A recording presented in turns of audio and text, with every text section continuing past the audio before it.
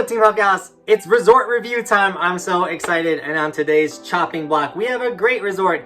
Fun fact, the first resort I worked at, or the only resort I worked at, but the resort I moved to go rip at first wasn't Keystone, it was Breck. And so today, we're reviewing Breckenridge Ski Resort.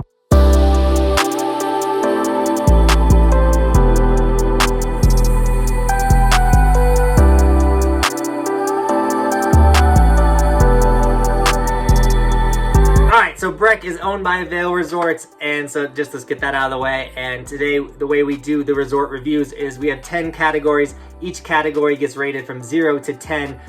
0 being not applicable, they don't have it at all. 1 is terrible, 5 is average, and 10 is best in the world. And then after all of that, we take all the scores and we come up with a score, or add it all together. We get a score between 1 and 100. And then that's how you know how good the resort is. Now, we've reviewed a ton of these resorts, so if you're interested in Breck or want to check out any of the other ski resorts that we reviewed, here's the playlist right here. Check it out, and if you're new to the channel, subscribe, because I'm going to help you not only become a better snowboarder, but show you where you should go on vacation. So now let's jump into the video.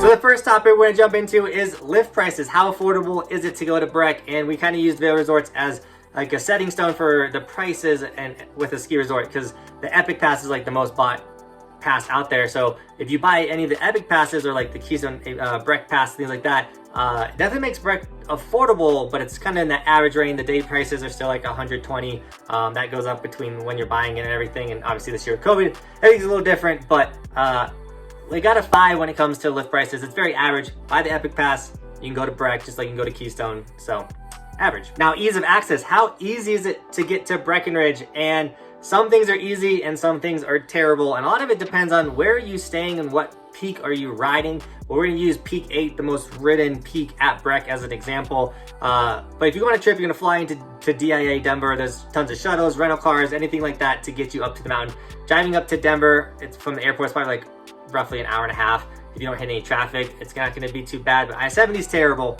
But once you get up here, it's definitely easy and possible to get up here. But it depends on where you're staying in Breck and everything. Or if you're just an average Denverite or someone in Colorado trying to go to Breck, it's terrible. There's not a lot of parking.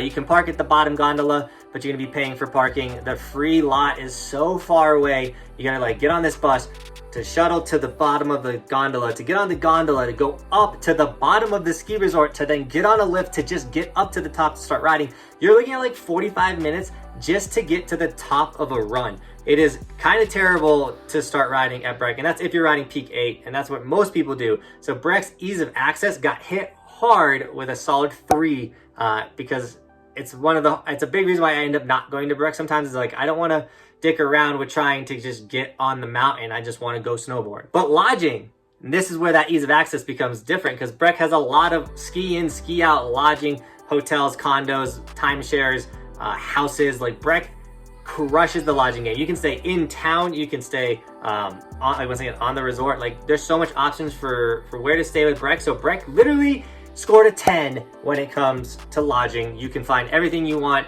Super fancy, pretty mild, average. I think there are Airbnbs in Breck. I know in Silverthorne, where I live, there is no Airbnbs. So Breck, good job. You got lodging.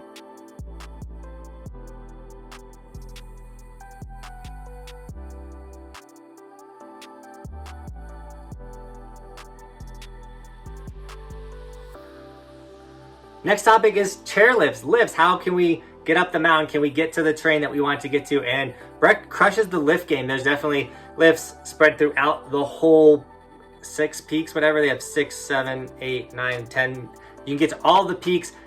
Imperial chairlift is like the highest chairlift in North America. You go all the way up to the top of this bowl. So you have chairlifts to bowls. They got a T-bar.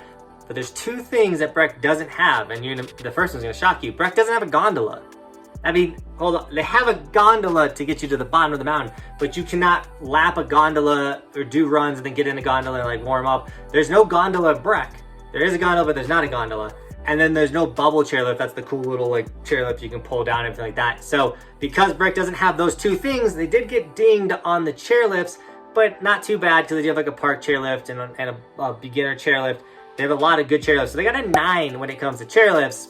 But if they had that bubble, if they had that gondola, they would have got a 10. But what's the point of having chairlifts if you don't have runs? And Breck definitely has some runs. They have a ton of blues, a ton of greens, a lot of beginner-friendly terrain. But the nice thing with Breck is if you wanted to go ride a bull, you can get to it quick. Like, the best part about Breck is you can go to the highest part of the mountain super fast.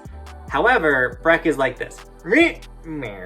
Super flat. So it's not the sickest terrain out there. At the lower part, you can ride some really incredible terrain at Breck, but it's short-lived. So it's like, it's tough. It's like you don't have incredibly long runs at Breck, and you get sections of steep, but like it does mellow out and get pretty flat at Breck. And because of the flatness, and mainly because Breck has a lot of flatness, it got an 8 when it comes to run. It has variety. It has really cool hike to terrain. It has a lot of terrain, but it gets flat. Now, we can't talk about terrain without talking about a terrain park, and this is why I first moved to Breck. Breck had an incredible, or has an incredible terrain park.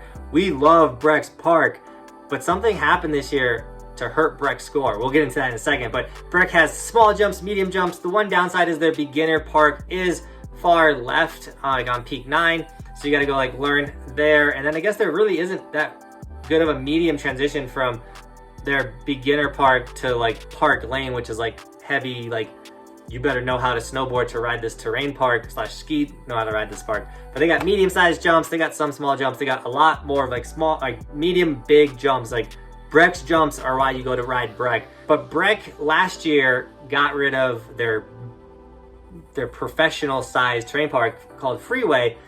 They dumped it down and they they stopped making a 22-foot half pipe. And so many people would come train at Breckenridge Ski Resort for half pipe and hit these huge jumps, and the dew tour was there, and Breck got rid of all of that and they dumbed their park down to just park lane, and they had like a branch where you could go ride the half pipe. But the rumor is this year they're not even putting in the half pipe, but the half pipe was like a 16 or 18-foot half pipe, but at the end of the day they don't have the 2-foot half pipe anymore. So Breck got dinged for the park because it used to be better, and because of Vail Resorts is dumbing down all their terrain parks, it's not what it used to be. Still scored high because they still build, like literally the jumps they built this season are the best jumps I think I've ever hit my entire life, but it got a 9. So not a 10. It would have got a 10 2 years ago if I made this, but not this year. It got a 9 on the terrain park. Food! Now, you gotta eat when you're on the mountain, and Breck down in the village or the main street, whatever, like has incredible food. Some of the best food in Summit County is in Breckenridge. But on the mountain while you're riding, like you're not gonna go down to Main Street to eat and then come back up and ride. I mean, you can, but you're probably not gonna do that. You're probably gonna go eat dinner down there. And so Breck scoring is a little hit because there's not a lot of good restaurants at the base of it. It's a lot of like the epic burgers, the super expensive resort average food, but they're like on peak 7 there is like a fancier restaurant, and peak 9 has some more options. So Breck got a 6 when it comes to food, a little above average. But if you're going to Breck and you want some good food, all of that's in the main like town area. That's where all the best food is. But on the resort, it's just average food. Employees, the employee score is always important. Once again, this is to cover like trip breaking bad experiences or trip making incredible experiences. And at Breck, I've literally rode at Breck like 400 times in my lifetime. I've gone to Breck so many times, and the employees are like meh. Like you get some awesome ones, you get some sucky ones. I haven't had a horrible experience, but I've also never had a great experience, and this is coming from someone that used to be an employee at Breck. And so Breck got an average 5 when it comes to employees. No one's incredible, no one's horrible, they're all average. Good job, Breck. You got average employees. Views and scenery. This is pretty important. You know what I'm saying? If you're going to go to a world-class ski resort, you're going to go super high up. You want to see some incredible views. And Breck's got some good views. You can like see Keystone in the distance. You got Baldy Mountain, which looks really awesome. But they're good. You're on Breck, and you can get on peak 6. And like there's great views at Breck. A lot of it feels the same from peak to peak. It's not changing and feeling like you're submersed in these mountains. You definitely feel like you're just on one long wall. And so Breck got a 7 when it comes to views and scenery, which is high. Still great views and scenery, but it's not the best in the world. And lastly, would I go back to Breckenridge? I mean, I worked there, I lived in the town. Would I go back to Breck? And I still do. I go back to Breck all the time. I absolutely love riding Breck. Their terrain park is what brings me back the most. I do avoid Breck in December and January because it gets super busy. In previous years, COVID is definitely keeping things mellow. But would I go back to Breck? Absolutely. I gave it a 10 on Would I Go Back, because I go back all the time and I go back like a lot. So like Breck's incredible. It literally has everything. If you can get a Bluebird powder day, no wind, no line day at Breck, you literally can't have a better day anywhere else on the planet. Breck is incredible, but to get all those lined up is pretty difficult. So let's put all those score together and come up with what Breck got. And from 0 to 100, Breck got a score of 72, which is not a bad score. It's definitely far above average. I'm wondering if we're ever gonna find a ski resort that gets over 80. We haven't had a resort over 80 yet.